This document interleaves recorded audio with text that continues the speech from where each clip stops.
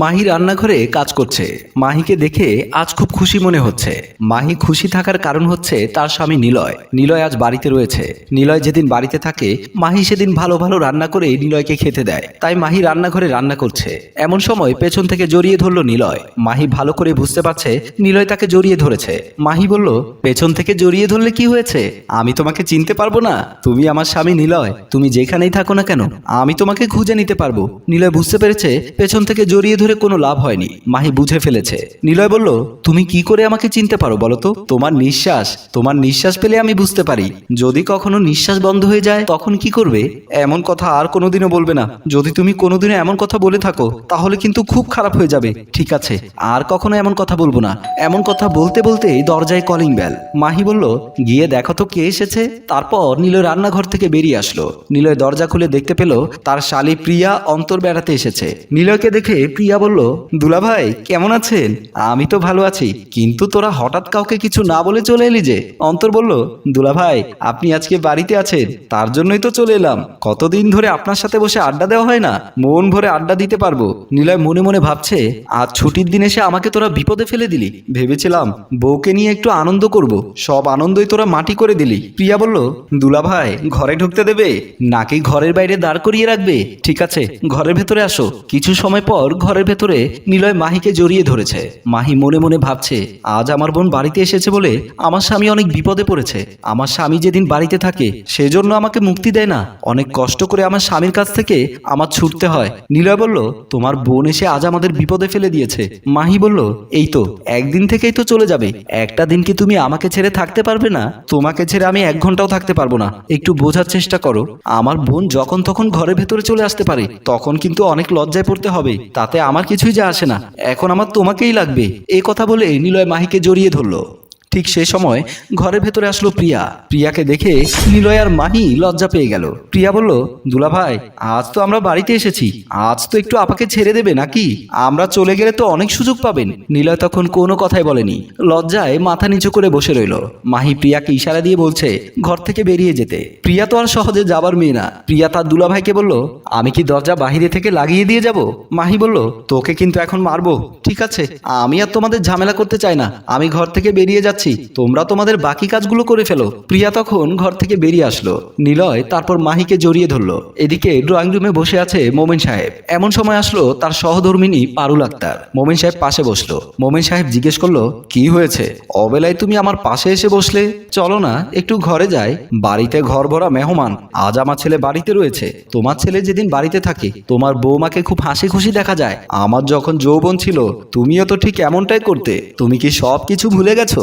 এমন সময় আসলো অন্তর এসে মোমেন সাহেবকে বলল, কেমন আছেন? পারুল বেগম মনে মনে ভাবছে, বুড়োটাকে নিয়ে একটু আনন্দ করতে চেয়েছিলাম, এর ভেতরে ঝামেলা বাজিয়ে দিল। আমি বুঝতে পেরেছি রাত না হওয়া পর্যন্ত আমি বুড়োকে কাছে পাবো না। অন্তর বলল, কি ব্যাপার তালই সাহেব, আপনি তো আমাদের বাড়িতে যাওয়া ভুলে গিয়েছেন। সেই যে কবে গিয়েছিলেন তারপরে আর যাওয়া হয়নি। পারুল বেগম মনে মনে বলছে, আমার স্বামীকে তোমাদের বাড়িতে পাঠিয়ে দিয়ে আমি আমার স্বামীকে হারিয়ে ফেলি। তোমার মাকে এখনো যে কেউ দেখলে পাগল হয়ে যাবে। মোমেন সাহেব বলল, তোমার মাকে আসার সময় নিয়ে আসতে। তোমার মাকেও আমি অনেকদিন ধরে দেখি না। আমার মা একটু অসুস্থ হয়ে পড়েছে। আমার মা আসতে চেয়েছিল আপনার সাথে দেখা করতে, কিন্তু অসুস্থ বলে আসতে পারেনি। পারুল মনে মনে বলছে, তোমার মাকে নিয়ে আসতে। আমার স্বামীকে তোমার মা দেখতে পারলেই ভালো হয়ে যেত। এই বুড়োটাকে রাতের বেলা পেয়ে নেই, তারপর আমি ওর মায়ের সাথে কথা বলার স্বাদ মেটাচ্ছি। মোমেন সাহেব পারুলকে বলল, তুমি জানো আমি একদিন বেআইনের বাড়িতে বেড়াতে গিয়েছিলাম। বেআইন আমাকে একটা রান্না করে খাইয়েছিল, সে খাবার এখনো আমি ভুলতে পারিনি। পারুল বেগম মনে মনে বলল, সারা জীবন আমি রান্না করে খাইয়ে আসলাম, আমি কোনোদিনও তোমার মন পেলাম না। একদিন ওই মহিলা রান্না করে খাইয়েছে, সে খাবার নাকি এখনো মুখে লেগে আছে। তোমার মুখের মজা আমি রাতে বের করব। কত মজা করে তুমি খেতে পারো আমিও দেখব। তারপর অন্তর বলল, ঠিক আছে তালুই সাহেব, আমি আপনার সাথে পরে কথা বলবো। এই বলে অন্তর বেরিয়ে গেল।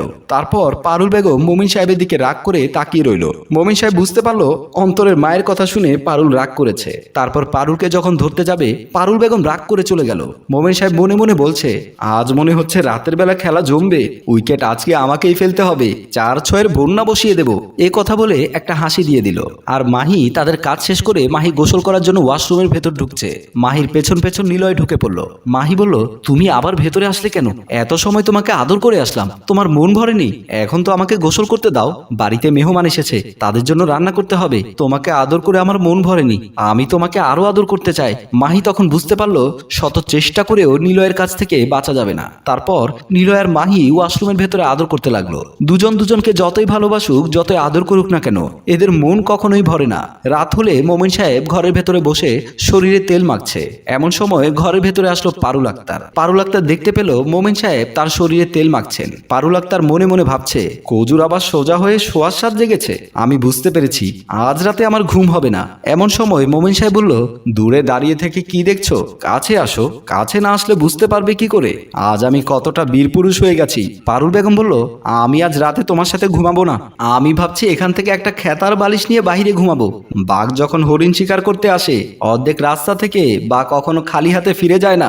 আমি আজকে বাঘ হয়েছি আর তুমি হয়েছো হরিণ, তাই আমি তোমাকে শিকার করব। এ কথা বলেই মোমিন সাহেব পারুলকে জড়িয়ে ধরে বিছানায় ফেলে দিল। পারুল বেগম তখন বুঝতে পারলো বুড়োটা আজকে আমাকে শেষ করেই ছাড়বে।